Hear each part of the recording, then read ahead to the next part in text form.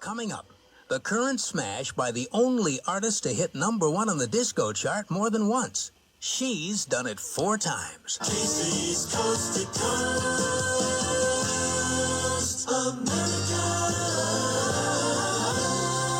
Top 40. Every week, American Top 40 is heard in our 50 states and around the world on such great radio stations as 1XA, Auckland, New Zealand, WKFM, Fulton, New York, and WPGC, AM and FM, Washington, D.C.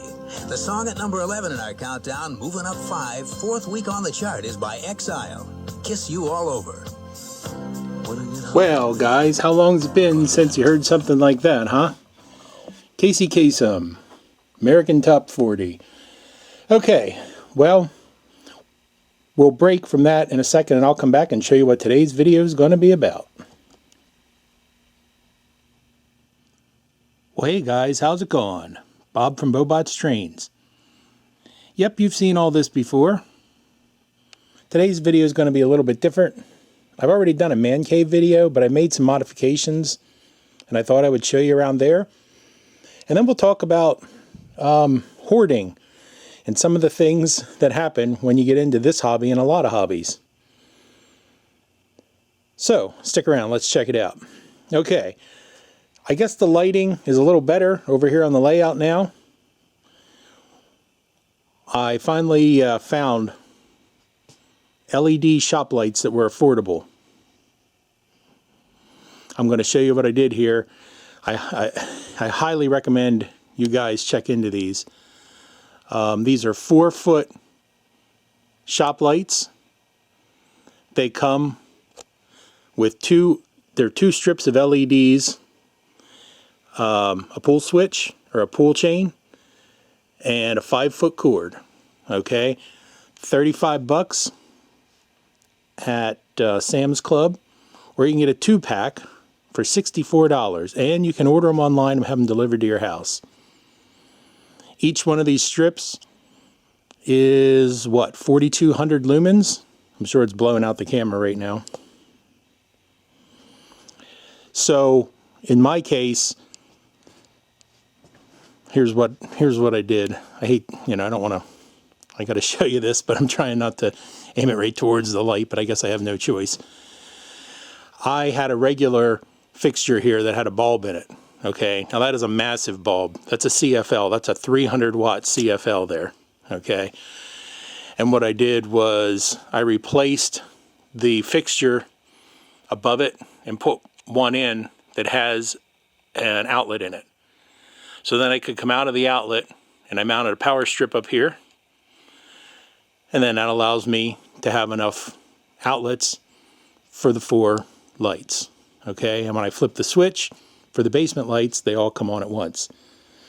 Now before, I had fluorescents. They're over here in the box, way over here.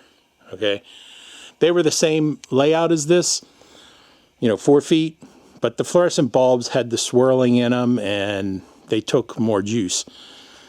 So I replaced them all. I only had 2 here before with the fluorescents. Now I have 4. And then over here, I replaced these 2. Okay. Let's take a walk around here. Guess I'll just do this live. Now back here in the shop, I had a 4-foot fluorescent here I replaced.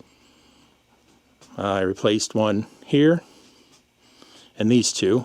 Okay, so that gives me some really nice light for working on my electronics back there. I just noticed the when you switch from these, they're LEDs, and when you come back down, you get like a color balance issue on the camera here. But that's okay. I mean, these are daylight color. See? So it's basically Walmart in here now. Real nice light. Now, that left me with one more light that was LED that I was not using, a single strip. Okay, so I put him up here, and now I have some light above my music area. occasionally I'll come down and play music, so that's helpful.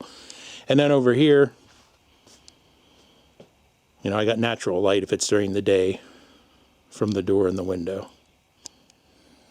Okay, let's go back in the shop area and we'll talk about some hoarding. Now, when you get into all these different hobbies and things, like I had the band that I was interested in and computers that I built, and then the electronics all my life and trains, okay? I mean, people collect the typical things, right?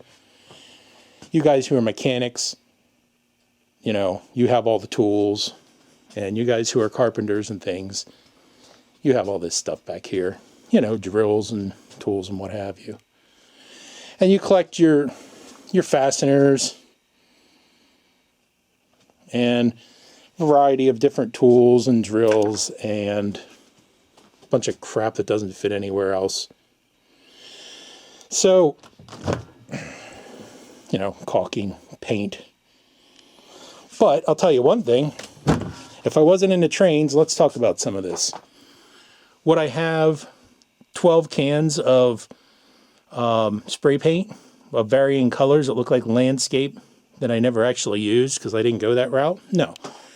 If I wasn't into trains and doing scenery, would I be buying bulk sticks of hot glue?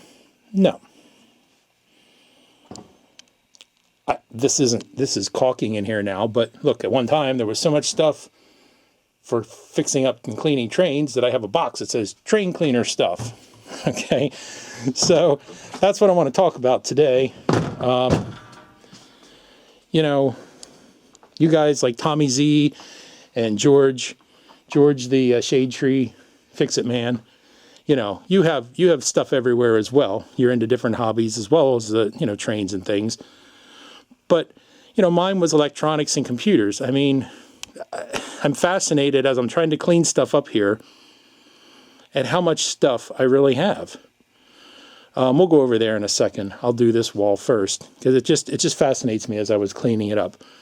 First of all, this is dual use, right? This is where I work on my trains. So all my various tools, my computer, my cleaning products, that all makes sense. Now, along with those LEDs, by the way, I just installed this. When I'm working on electronics projects, you never have enough outlets. So there, that gives you 12 outlets in a 36-inch strip. It's up on the wall. It's out of the way. It gave me my table back to put stuff on it. But, you know, okay, all this Dremel stuff, this was basically purchased to work on trains and track, cut Gargraves track. I got stuff here.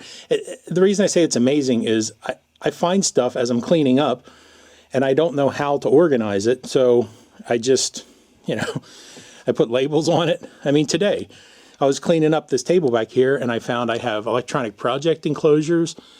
I found all this 12-gauge stranded wire that I was using under the layout in the other house. I have tons of it. I got spools of it. Antenna rotor wire, okay, that was used for running the tortoise switch machines, you know, and miscellaneous heavy stranded wire. Now this is for the electronics. These are all jumpers, small electronics wires and things like that. And all this stuff is just for playing with electronics. You know, we're not at a loss for wire around here. I can tell you that. Then you got all these manuals for your trains, you know, so you put them in boxes, do something with them. Okay, and all this stuff, where it's going to go, this is all electronics related. When I was working with these little Arduino boards, these little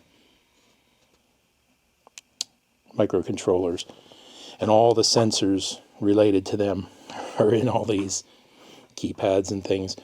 So I'm kind of done with this stuff for now. These are cool. You know, stranded, I guess I can't get it open here. Oh, yeah. A whole bunch of nylon, a kit of nylon washers and screws and nuts and standoffs. So they don't, you know, conduct electricity when you're working on little projects. Okay. All this stuff I'm going to clean up and put it back here and organize it. But, if you guys want to write in, think about it. How do you organize your stuff? I mean, even if it was just your train hobbies, you end up, well, talking about trains, this whole thing down here, this is all train stuff. I don't even know what it is anymore. It's been here for 15 years. It's like lube, oil, track pins, brushes, fuses, truck springs, truck rivets. What am I running a hobby shop? I mean, you just have this stuff, there's some coupler assemblies and a bunch of black screws for locomotives and then this is electronics, but it came about because of the trains. I mean, switches and four-wave bridge rectifiers and capacitors and LEDs when I was doing my control panel. Okay, now up here, then your Brakeman's riveter. That's very useful. Here's like an old MTH, the electronics from a signal, a traffic signal that didn't work. I had to fix, and a bunch of switches left over from the old layout.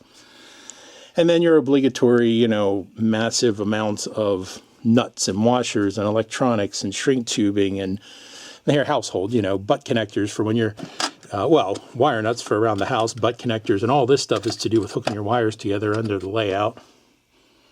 This is all computer stuff. These are just, mechanical fasteners and Teflon tape and plumbing and housing and electronic stuff down here. And then this is all home theater related. I mean, wall outlets and Roca clips. And so how do you guys sort and maintain your stuff? Or you just throw it in a big pile? Because a lot of this stuff, like I said, well, you got all your containers, right? Because you needed them to do landscaping and you needed little bowls to make stuff in. I forgot about under the table. Cat 5, RG6, what am I working for Comcast? I mean, needs more wires to run under your layout? Yeah, there's not a whole gigantic box of them right there.